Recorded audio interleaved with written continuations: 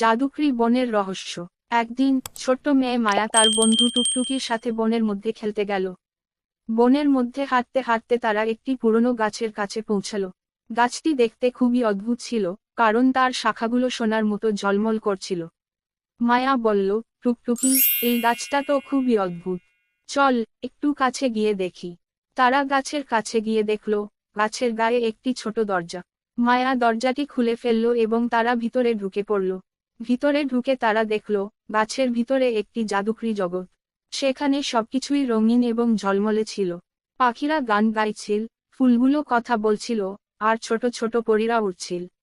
একটি পরী এসে বলল, স্বাগতম মায়া ও টুকটুকি। আমি পরী রোজি। তোমরা আমাদের জাদুকরি জগতে এসেছো।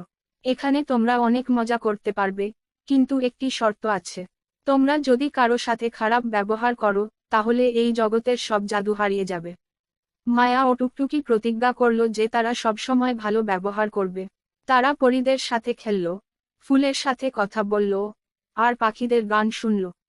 তারা অনেক মজা করল এবং সন্ধ্যা হলে বাড়ি ফিরে গেল। গল্পের নীতিকথা: সদয় এবং ভালো ব্যবহার সবসময় পুরস্কৃত হয়। ভালো লাগলে চ্যানেলটি সাবস্ক্রাইব করো বন্ধুরা, আর শেয়ার করতে ভুলো না।